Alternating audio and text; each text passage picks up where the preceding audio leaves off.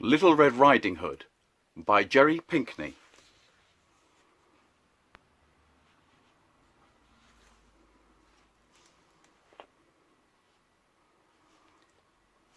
In this inspired rendering of the classic Grimm Brothers fairy folktale, five-time Caldecott Honour-winning artist Jerry Pinkney introduces two favourite children's characters to a new generation, the sly, scary wolf and the sweet little girl in her famous red hood.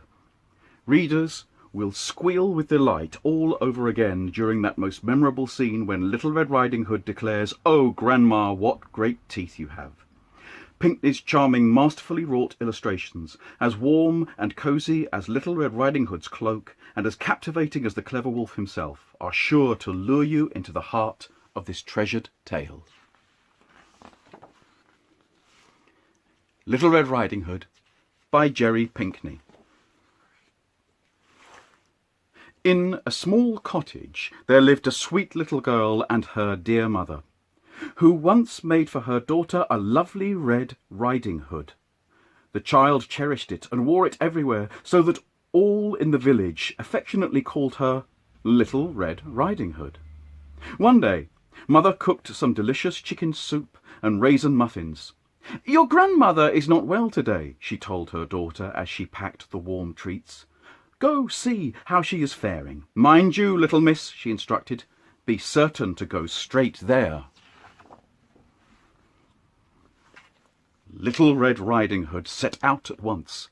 The gentle sounds of the child's footsteps in the new snow, crunch, crunch, kept her company. Oh, how peaceful, she thought, catching a snowflake on the tip of her tongue. "I wonder if Grandmamma will be surprised to see me." By and by, Little Red Riding Hood met a sly wolf.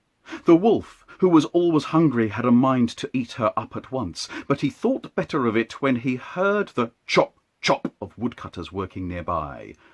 "Where are you going, little one?" he asked in his most pleasant voice. "My grandmamma is not well today," Little Red Riding Hood replied, forgetting that her mother did not want her to delay. "I'm taking her some chicken soup and raisin muffins." The clever creature smiled. "Does she live far from here?" he asked. "No," said Little Red Riding Hood, "just behind the mill, across from the pond, next to the big oak tree." "I'll join you, for I was just heading that way," said the wolf. He walked along with the child for a short distance, and then had an idea. "Why not collect kindling for a fire?" he suggested. "It will warm your granny's heart." "That's a wonderful idea," said the child. "Look, the snow has brought down many small branches. They will make a good fire."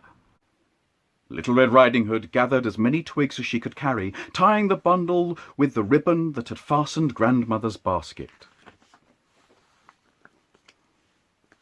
In the meantime, the cunning wolf slipped away to Grandmother's cottage with great haste. "Tap, tap," he knocked. "Who's there?" asked Grandmother in a frail voice.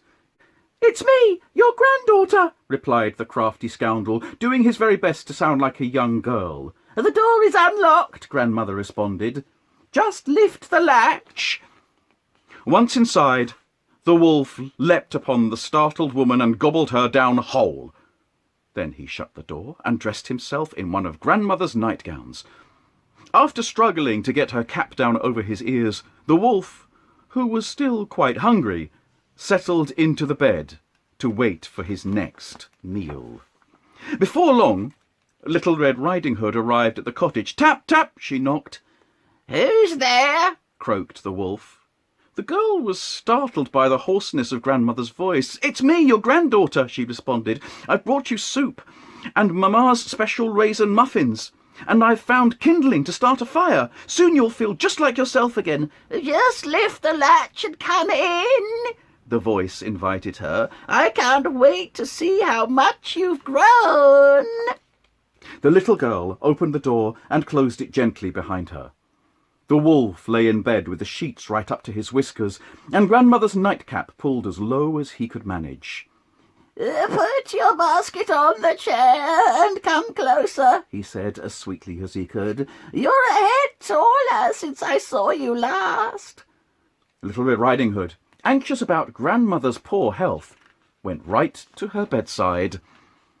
"Oh, grandmother, what great arms you have," said the child in wonder.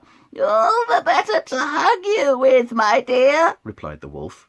"Oh, grandmother, what great ears you have," she remarked. "All the better to hear you with, my dear," the wolf responded. "Oh, grandmamma, what great eyes you have," the girl cried out. "All the better to see you with, my dear," declared the wolf. "Oh, grandmamma, what great teeth you have," she squealed. "All the better to eat you with, my dear," howled the wolf. With those awful words, the wolf leapt out from under the covers, sprang upon Little Red Riding Hood, and swallowed her whole. "Now," said the wolf with a satisfied sigh, "a long nap is all I need after such a full meal." And so he climbed back into bed and fell asleep.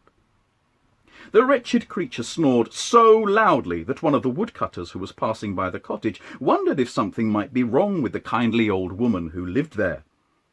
As the man approached her door, he spotted 2 sets of fresh tracks in the snow leading right to the front steps. "One set is that of a small child," he thought.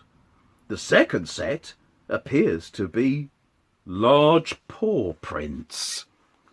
The woodcutter cautiously entered the cottage and made his way toward a noise that rumbled so deeply that it caused the china in the cupboard to rattle. "Aha!"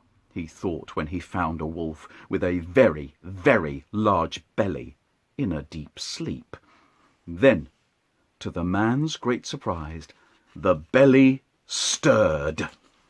With one stroke of his axe, he killed the wolf.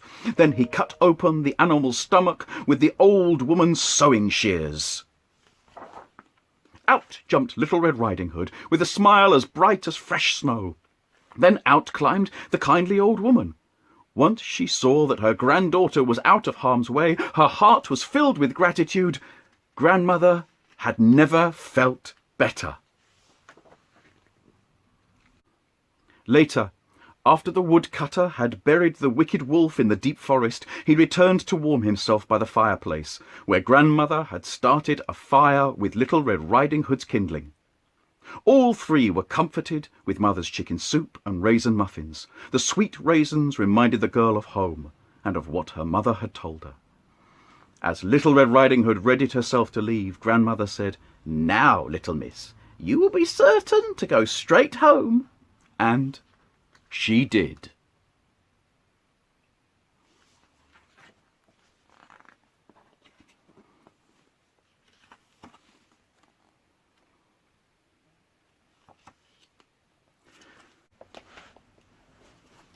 Jerry Pinkney has illustrated over 100 books for children since 1964 and is the author of numerous beloved retellings, including the Caldecott Medal winner The Lion and the Mouse and the Caldecott Honour books Noah's Ark and The Ugly Duckling. His paintings have been exhibited worldwide. Among his many awards and honours, Mr. Pinkney has received 5 New York Times 10 Best Illustrated Awards and has been nominated for the Hans Christian Andersen Award. He is a 5-time recipient of both the Caldecott Honour Medal and the Coretta Scott King Award. Mr. Pinkney lives with his wife, author Gloria Jean Pinkney, in Croton-on-Hudson, New York.